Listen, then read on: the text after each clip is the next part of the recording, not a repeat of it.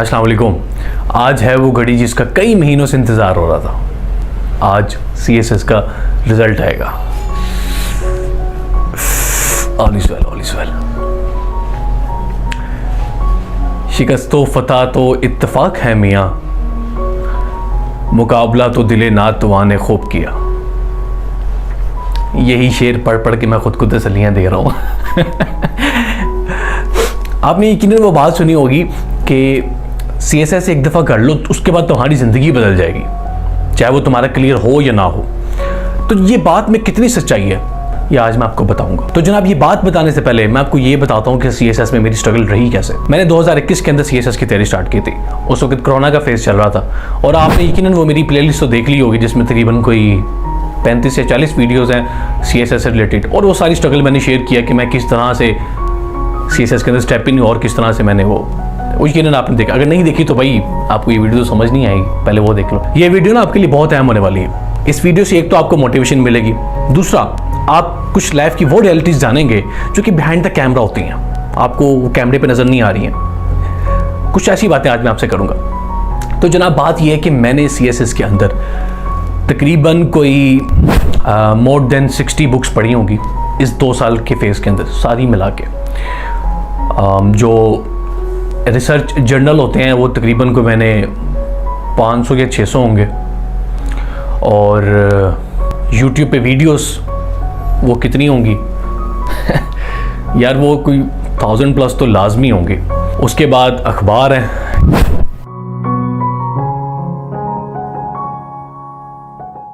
और ये वो सारे बॉल पॉइंट्स हैं जो मैंने 2 साल के अंदर ख़त्म किए हैं। ये सारे आपको जो खाली नज़र आ रहे हैं ये मैंने लिख लिख के ख़त्म किए हैं। तो बस ये मेरी एक छोटी सी स्ट्रगल थी।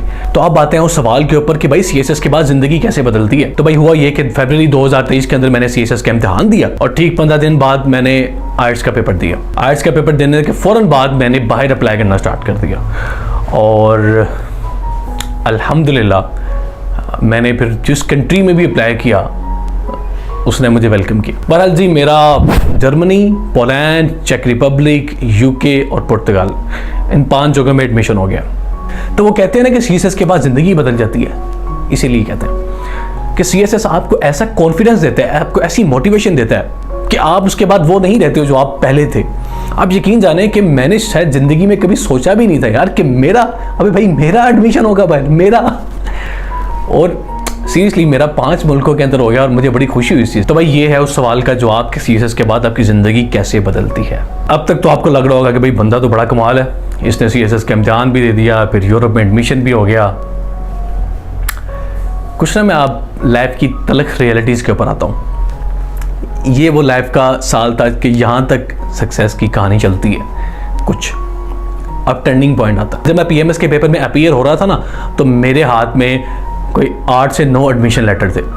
तो मुझे पता था अगर मेरा यहाँ ना हुआ तो मेरे पास दूसरी साइड क्या है करने को, मुझे अच्छे से अंदाज़ा हो गया था। मतलब CSS की जब आप तैयारी कर रहे हो ना यार, तो आप उस वक्त फुली फोकस्ड रहना, आपने किसी चीज़ के ऊपर आपने ध्यान नहीं देना और कोई कंप्रोमाइज़। मेरी एक ही पॉलिसी ये है कि नो कंप्रोमाइज़ इन CSS, कोई कंप्रोमाइज़ नहीं। आपने कभी नहीं सोचना कि मैं यहाँ चला जाऊँ, यहाँ चला जाऊँ, क्योंकि जब आप सेकंड ऑप्शन सोचेंगे ना तो आपकी तैयारी हमेशा डाइवर्ट हो जाएगी। कि आपको हमेशा ये पता होगा अगर मैं ये ना कर सका तो फिर मैं ये कर लूँगा। तो ये चीज़ हमेशा आपने याद रखनी है।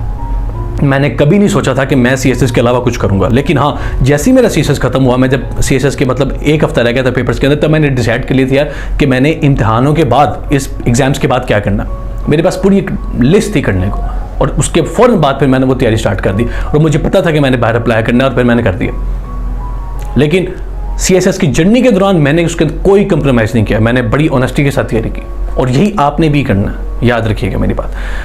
Back to the point, PMS के पेपर सर मेरे ख़त्म हो रहे थे। मुझे याद है कि मेरे सिर्फ अभी 2 एग्ज़ाम्स रहते थे, तो पापा का सीन कुछ ख़राब हो गया। CSS के एग्ज़ाम से सिर्फ 2 माह पहले, मतलब क्या वो सिनेरियो होता है, आपने मेरी वीडियोस देखे होंगे, मतलब क्या ही प्रेशर होता है उस वक्त। 2 माह पहले मेरे फादर को अटैक आया था, हार्ट अटैक। और उस वक्त मतलब ऐसा लगा था ज़िंदगी एकदम रुक गई है यार, कि आपने 2 साल एक चीज़ में लगाए हैं, और अब जब वक्त आया कि वहाँ पे आप घुस के उसको अचीव करो, और उस वक्त आपको ऐसा लगे कि आप शायद कुछ भी नहीं कर सकते, आपको किस्मत एकदम आपको रोकते। बहरहाल खुदा का करम हुआ तो वो चीज़ कंट्रोल में आ गई। लेकिन अभी PMS के एग्ज़ाम मैं दे रहा था तो 2 एग्ज़ाम थे। सेकंड लास्ट एग्ज़ाम में पापा को ट्यूमर की शिकायत होगी और वो पीरियड यार बहुत बुरा था। मतलब मुझे याद है कि मैं पेपर दे के अभी निकला था और अगले दिन पापा का ऑपरेट था। तो बहरहाल हम हॉस्पिटल में शिफ्ट हो गया। वो इतना बुरा पीरियड था, कितना बुरा पीरियड था, like I can not explain in words. बहुत मुश्किल से वो वक्त गुजारा। ऐसा लगा जैसे ज़िंदगी रुक गई है यार। देखो माँ बाप ना 22, 25 साल, 28 साल आपके ऊपर इन्वेस्ट करते हैं और जब वक्त आता ना कि आप उन्हें कुछ दो और फिर किस्मत ऐसा एकदम 180 के एंगल पे शिफ्ट हो, बहुत बुरा लगता है यार। जब आपकी बारी आती है उन्हें सर्व करने की, तो उन्हें कुछ दिखाने की, उन्हें खुशी देने की, और फिर किस्मत कहे कि नहीं अब नहीं, अब वो वक्त नहीं है। तो बहरहाल खुदा का खुश करम हुआ, अल्लाह का, और उस फेज़ से हम बाहर आए। वो बहुत ही बुरा फेज़ था। अल्हम्दुलिल्लाह वो पापा का ऑपरेट हुआ और उसके बाद वो चीज़ें, वो ट्यूमर ख़त्म हो गया। मतलब जितने मैं उस खुदा का शुक्र अदा करूं, ज़िंदगी में कहते हैं ना सर कि मिरेकल नहीं होते। हाँ होते हैं यार, कसम से होते हैं। सीरियसली मैं आपको कैसे बताऊं कि नहीं होते, होते हैं यार, मैंने अपनी आंखों से देखे हैं। तो बहरहाल अभी पापा घर आए ही हैं, 1 हफ्ता ही हुआ है, तो मेरा एक्सीडेंट हो गया और फिर मेरा होता है ऑपरेट। तकरीबन 1 हफ्ता मैं भी हॉस्पिटल में रहता हूँ और कहानी यहाँ भी ख़त्म नहीं होती यार। ऑपरेट के बाद एक और सीन हो गया, मुझे हो गया न्यूरोप्लेक्सिया। इसके अंदर ये होता है कि आपकी जो रेडियल नर्व होती है ना, वो सप्रेस हो जाती है, वो इरिटेट हो जाती है, जिसकी वजह से आपकी जो पावर है रिस्ट की पावर है वो लूज़ हो जाती है। So currently I am suffering with neuroplexia और मेरी राइट हैंड की जो मूवमेंट है वो लॉस हो गई है। हाँ वो टेम्परेरी है, लेकिन उसका फ़र्क तो मेरी ज़िंदगी पे नज़र आ रहा ना यार मुझे। यानी कि मैं अपने हाथ को ऐसे है तो फिर मैं ऐसे नहीं कर सकता। तो भाई ज़िंदगी जो आपको कैमरे पे नज़र आ रही होती है ना, वैसी होती नहीं है। It is far more different, reality is far more different, हमेशा याद रखिएगा। तो बहरहाल मुझे नहीं पता मेरा रिज़ल्ट क्या आएगा, लेकिन मैंने ये चीज़ डिसाइड की थी कि मैंने सेकंड अटैम्प्ट लाजमी देनी है। लेकिन कैन यू बिलीव यार कि मेरी मतलब अच्छी खासी तैयारी है मेरी। उस वक्त मेंटली मैं पूरा प्रिपेयर हूँ। सिर्फ 3 या 4 माह रह गए एग्ज़ाम के अंदर और मैं बॉल पॉइंट नहीं पकड़ सकता।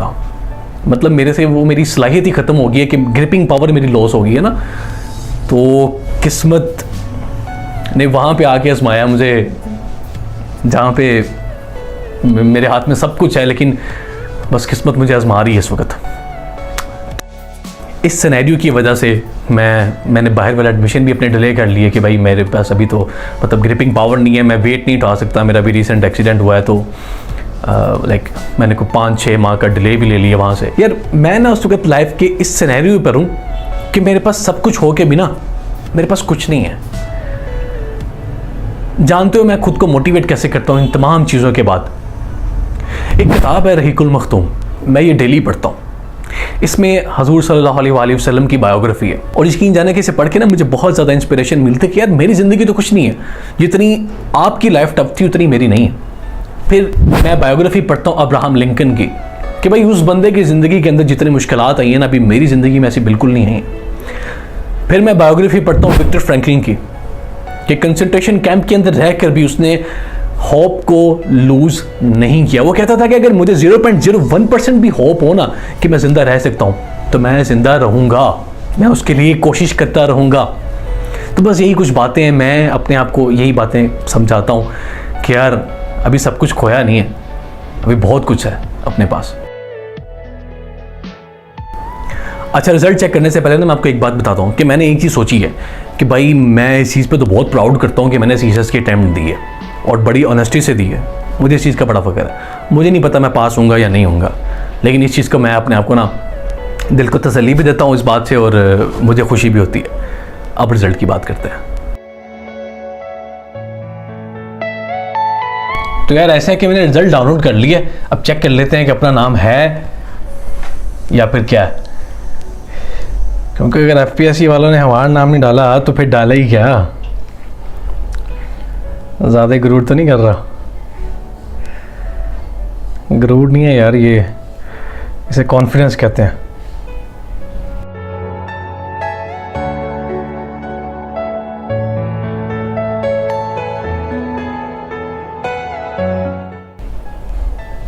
थ्री 98 बच्चे पास हैं। अपना नाम कहाँ पे?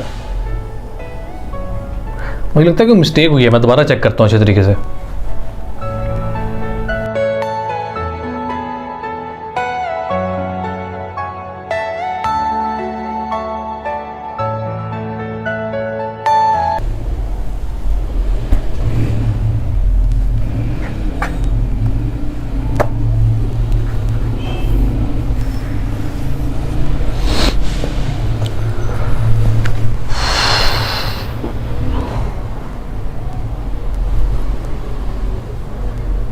नहीं आया नाम, नहीं आया।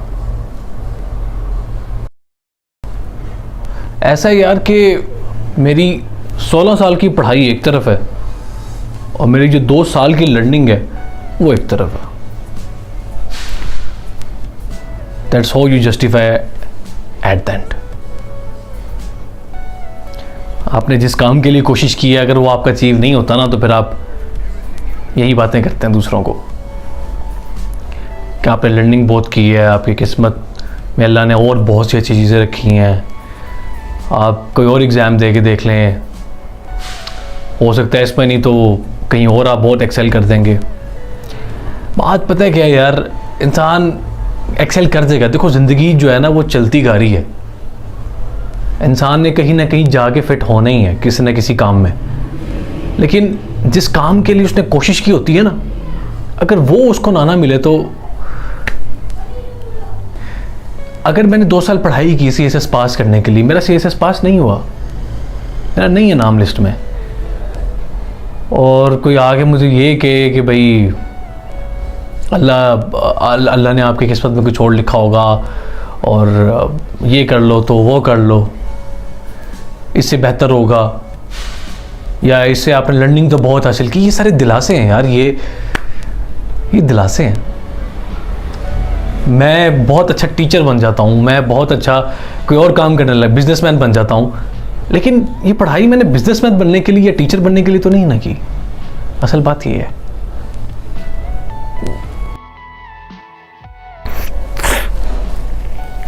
वो ज़हीरुद्दीन बाबर कहता है ना अपनी किताब में, बाबरनामा में, कि क्या हुआ जो हार गए, अभी सब कुछ तो नहीं हारे। क्या नहीं हारे? वो हिम्मत और हौसला और वो दिल जो किसी के आगे झुकने को तैयार नहीं। लड़ेंगे, आखिरी दम तक लड़ेंगे यार, इतनी आसानी से तो नहीं जाने देते।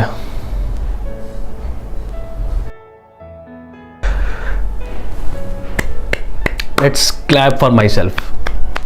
गुड तला, अच्छी मेहनत की तो नहीं यार, गुड, ग्रेट।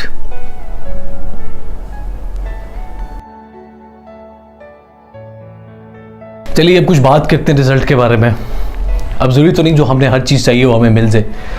तो सीन ये है यार कि मैं सिर्फ 10 मार्क्स से रह गया हूँ ऐसे में। मेरे ऐसे में आए 30, और मैंने ऐसे अटैम्प्ट किया था सेकंड वाला, कि फोर्स का इस्तेमाल इसलिए किया जाता है क्योंकि लोग रीज़न से डरते हैं, और मैं इसमें बहुत अच्छी एग्जांपल्स कोट करके आया था। मैं फ्रॉम द वेरी बिगनिंग, यानी कि सुकरात से स्टार्ट हुआ था, जिससे जहर का प्याला पिया था, यानी कि he was the first martyr of reason, जिसको उसके बादशाह ने जहर का प्याला इसीलिए पिलाया क्योंकि वो रीज़न से डरते थे। वहाँ से मैं कहानी स्टार्ट की थी, और फिर मैं एट द एंड अपने पाकिस्तान पे आया था कि पाकिस्तान की जो 1971 की जो पार्टीशन थी, वो तो यूज़ ऑफ फोर्स था, वो इसीलिए हुआ था क्योंकि हमारे जो वेस्ट पाकिस्तान के लोग थे, ये लोग रीज़न से डरते थे।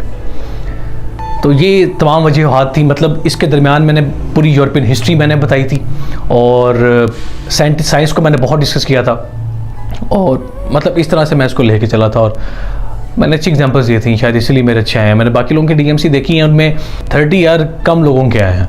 ज़्यादातर लोग जो है वो 14 से लेकर ना 25 तक फॉल कर रहे हैं। कुछ लोग हैं जिनके 36 भी आए हैं, उनके लिए ज़्यादा दुख है यार।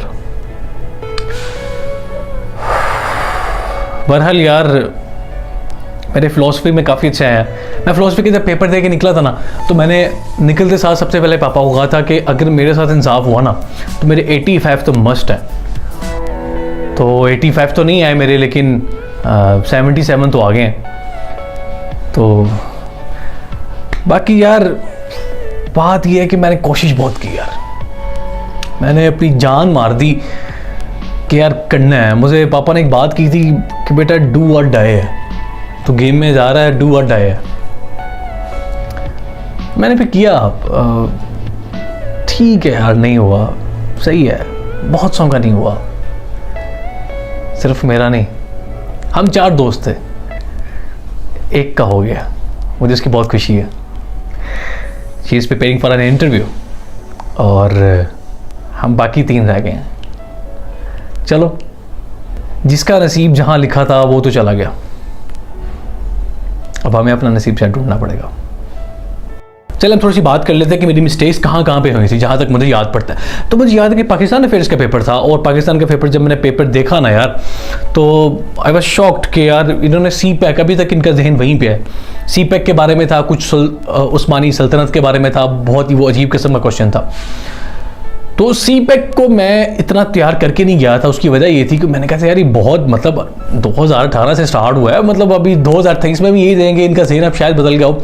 लेकिन ऐसा है नहीं यार, आप जो एक्सपेक्ट करके जा रहे हो ना, ज़रूरी नहीं कि वो चीज़ है। आप एक बात याद रखना, सी पैक मैंने बहुत अच्छा तैयार किया था, लेकिन मैंने पेपर्स में उसकी रिवीजन नहीं की थी क्योंकि वो मुझे लेस इंपॉर्टेंट लग रहा था। तो ये चीज़ आपने मद्देनजर रखनी है कि कोई भी चीज़ लेस इंपॉर्टेंट नहीं है। ये मेरे से एक मिस्टेक हुई है। बाकी उसका अल्टरनेट मुझे क्वेश्चन मिल गए थे, वो मैंने कर लिए थे, लेकिन अगर मैं सी पैक मुझे याद अच्छे तरीके से कर लेता तो बहुत अच्छे नंबर आ जाते। अच्छा, और दूसरी ये कि जो जनरल साइंस है ना, उसमें मैथमेटिक्स का पोर्शन मैंने अपने प्रैक्टिस अच्छी करके गया था, लेकिन मेरा जहन ये था कि मैंने जो ज़्यादा फोकस है वो अपने साइंस के ऊपर करना है। मैथमेटिक्स को मैंने इग्नोर किया हुआ था काफ़ी हद तक, मैं आपको सीरियस बात बता रहा हूँ, और मोस्टली बच्चे यही करते हैं कि वो मैथमेटिक्स को इग्नोर कर देते हैं। लेकिन मैंने चीज़ नोट की है, अब जो रिजल्ट मेरे सामने है, कि अगर मैं मैथमेटिक्स को भी साथ कर लेता तो रिजल्ट कुछ और होते। तीसरी बात, इस्लामियत को लेके, इस्लामियत में मैंने कम अज़ कम जो थी ना वो 70 आयात याद की हुई थी जो मेरी फिंगर टिप्स पे थी, लेकिन पेपर इस तरह का आया कि एक भी आयत मैं कोट नहीं कर सका यार, एक भी आयत। वो करंट अफेयर से मुतल्लिक पेपर था इस्लामियत का। तो जब मैं इस्लामियत के पेपर देख निकला था, मुझे इस बारे में काफ़ी रिग्रेट हुआ कि मैं कुछ भी कोट करके नहीं आया, कुछ मुझे समझ नहीं आया, या कुछ पेपर ऐसा था, बहरहाल जो भी था। तो आप कोशिश करें, वो आखिरत वाला सवाल था, लेकिन मैंने कहा यार आखिरत वाले को छोड़ो, ये जो करंट अफेयर वाले सवाल आता है ना, इनको हल करते हैं, क्योंकि इसमें लिखने को ज़्यादा मवाद है। तो आप कोशिश करें कि ऐसे सवाल को चूज़ करें जो कि इस्लामियात से रिलेटेड हो, जो करंट अफेयर से कम है, क्योंकि उसमें मार्क्स आने के चांसेस ज़्यादा है, क्योंकि उसमें आप आयात कोट कर सकते हैं, रेफरेंसेस कोट कर सकते हैं, तो ये एक फ़ायदा हो जाता है। अच्छा यार, अब चौथी चीज़ पे आते हैं। चौथी चीज़ है इंग्लिश प्रेसी। अब देखो, इंग्लिश प्रेसी में मैंने एक बहुत बड़ा ब्लेंडर इस तरह से किया कि जो सिनोनिम एंटीनिम है ना, वो तो मैंने बिल्कुल भी तैयार नहीं किए, क्योंकि मुझे लगा शायद उसको तैयार करना ना वेस्ट ऑफ टाइम है। और दूसरा, इडियम्स मैंने बहुत कम तैयार किए थे, बहुत ज़्यादा तैयार नहीं किए, और उसको भी मैंने चॉइस पे ही छोड़ा हुआ था कि यार ईडीएम जो है ना, वो मतलब बाकी पेपर जो है ना उस पर फोकस करते हैं। तो ये देखिए, अगर मैंने 20 नंबर को साइड पे रख दिया हुआ ऑलरेडी, तो मैं तो गेम खेल रहा हूँ 80 में से, ठीक है। तो ये एक बहुत बड़ी मिस्टेक है शायद हम कर रहे हैं। अच्छा, इस चीज़ को समझना बड़ा अहम है कि अगर हम 80 में से गेम खेल रहे हैं ना, तो 20 नंबर हमने पहले ही छोड़ दी हुआ, हमारा 80 में से रिजल्ट आना है अब, तो 80 में से मुझे 40 लेने हैं। तो ये चीज़ काफ़ी मुश्किल हो जाती है इंग्लिश प्रेसी के हवाले से, क्योंकि यार सिनोनिम एंटीनिम मुझे लगता है कि वो बिल्कुल ही तुक्का है, सीरियसली। अच्छा, उसमें इडियम, उसको आप निगलेक्ट ना करें, और उसके बाद अपनी प्रेसी की ट्रांसलेशन और जो कंप्रीहेंशन है उसकी प्रैक्टिस अच्छे से करें, ठीक है। स्पेशली जो उस प्रेसी है ना यार, उसको अच्छे से देखो, और ये तीनों चीज़ें बहुत अहम हैं, ये आपको मार्क्स देती हैं। अच्छा यार, अगली जो चीज़ है ना ऑप्शनल्स के अंदर, वो आती है पंजाबी।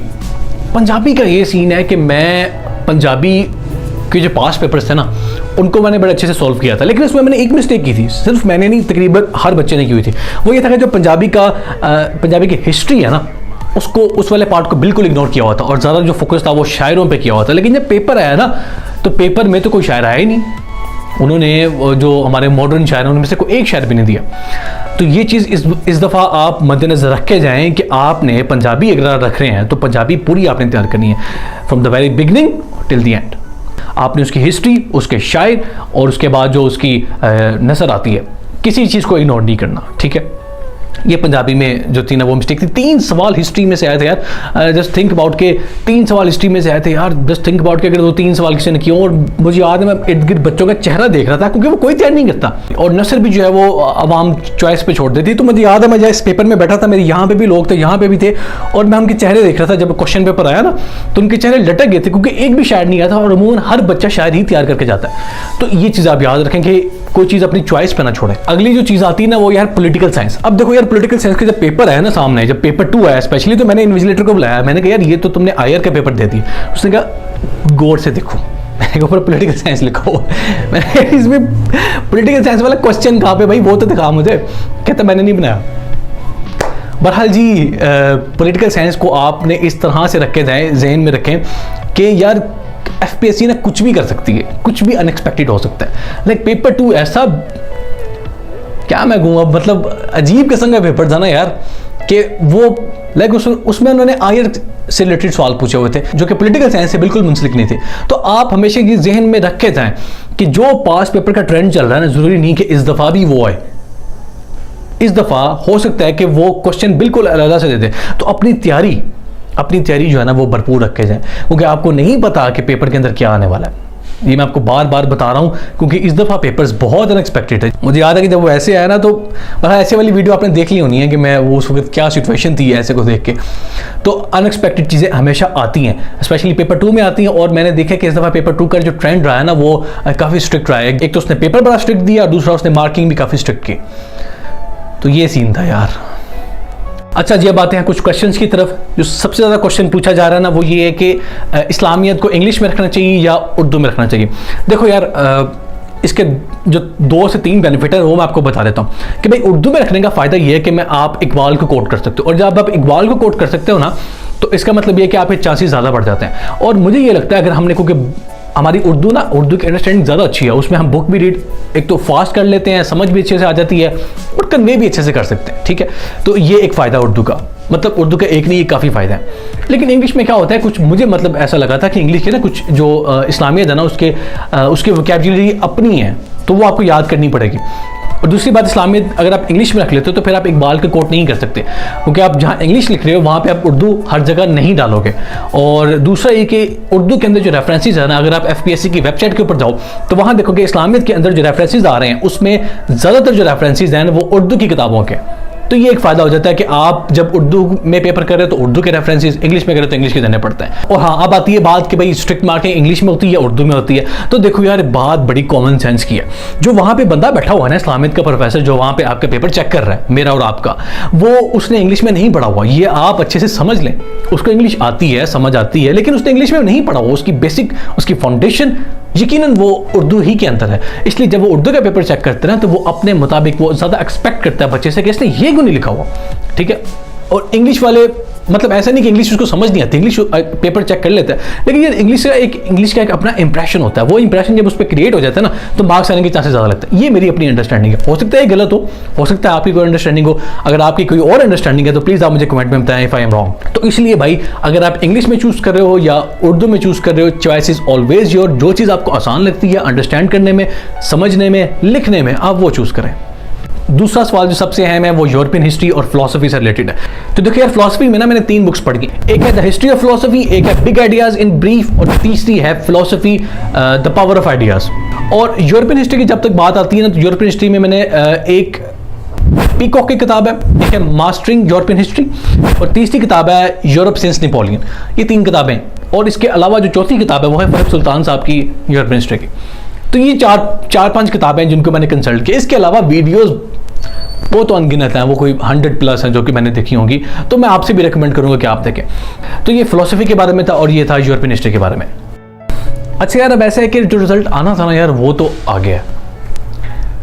मैंने कोशिश काफ़ी की थी, बड़ी एक्सपेक्टेशन थी अपने साथ भी और एफपीएससी वालों के साथ भी, लेकिन वो हुआ नहीं जो हम चाहते थे। कोई बात नहीं, ज़रूरी तो नहीं कि जो हम चाहते हैं वो चीज़ हमें मिले, हर दफ़ा तो ऐसा नहीं होता। बात ये कि ना हम ना खुदा को अपने मुताबिक चलाना चाहते हैं। हम चाहते हैं कि अल्लाह ये मैं चाहता हूँ, बस ये कर दे। हम अल्लाह को अपने मुताबिक चलाना चाहते हैं, और जब वो अब हमारे मुताबिक नहीं चलता फिर हम उससे ना डिसअपॉइंट हो जाते हैं। तो इस चीज़ को आप समझें कि खुदा हमारे मुताबिक नहीं चलता, वो अपने ही मुताबिक चलता है। तो एट द एंड हमें उसके मुताबिक ही चलना पड़ता है। तो अगर किस्मत में ये लिखा हुआ है ना कि मैं सेकंड अटेम्प्ट नहीं दे सकता इस दफ़ा, तो फिर मैं उसको नहीं डाल सकता। वो दुनिया का सबसे बड़ा झूठ है जो कहता है कि यार हम आपके दर्द को समझ सकते हैं। यार देखो, कोई किसी के दर्द को नहीं समझ सकता। जो उस वक्त मेरे पे गुजर रही है ना, अल्लाह ना करे यार, अल्लाह ना करे कि कभी आप पे ये गुजरे जो हम पे गुजर रही है ना, मेरे जो बाकी दोस्त भी हैं। यार मुश्किल वक्त है यार, ये बहुत मुश्किल वक्त है, लेकिन हिम्मत नहीं हारेंगे। एक बात आप मेरी ज़िंदगी में याद रखना, जब कभी किसी भी लाइफ के स्टेज पे तुम्हें मुश्किल आए ना, और तुम्हें कोई आगे से खौफ नजर ना आया, तुम बिल्कुल नाउम्मीद हो, तो इस क्लिप को हमेशा याद रखना कि जब तुम हार जाओ तो इस तरह बैठो, मेरी तरह बैठो यार। एक गहरा सांस लो और हंसो, खुल के हंसो। क्योंकि कहते हैं कि जो इंसान अपनी हार पे हंस सकता है ना, तो फिर वो कभी हार नहीं सकता।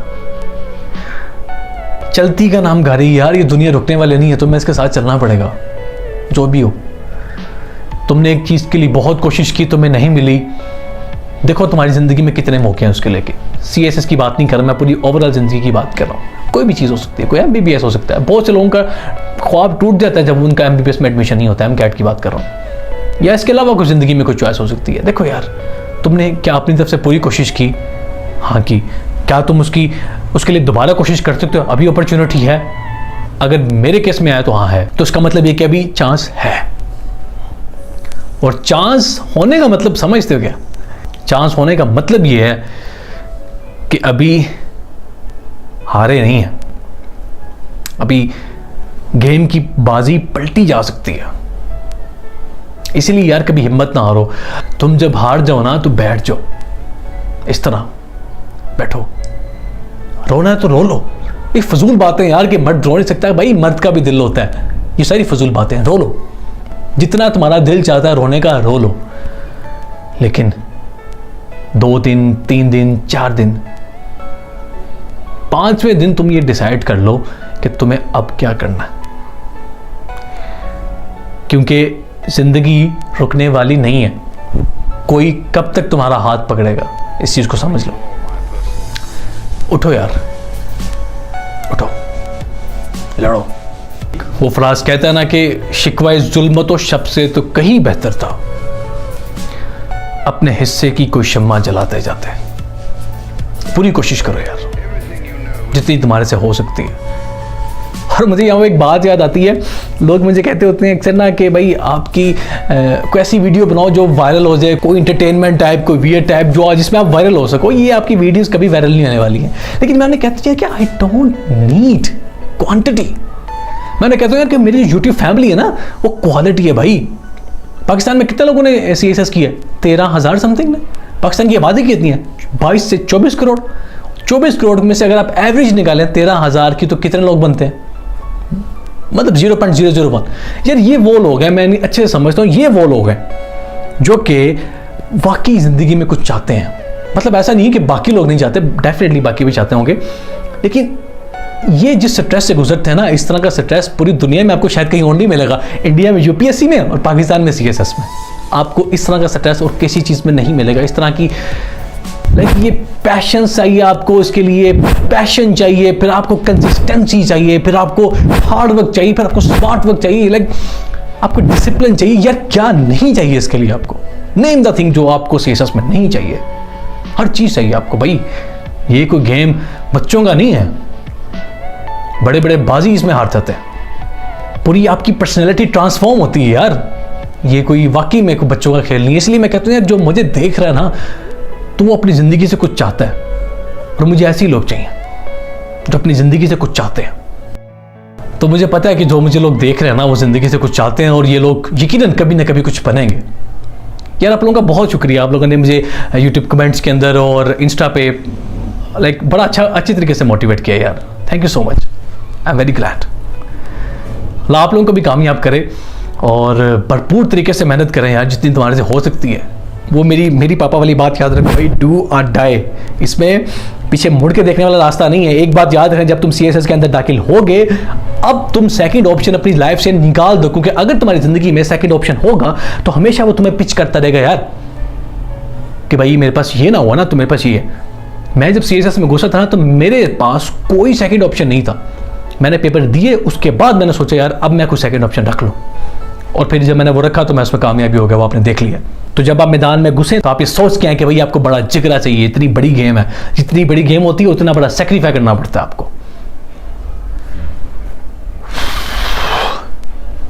लड़ो यार, लड़ो।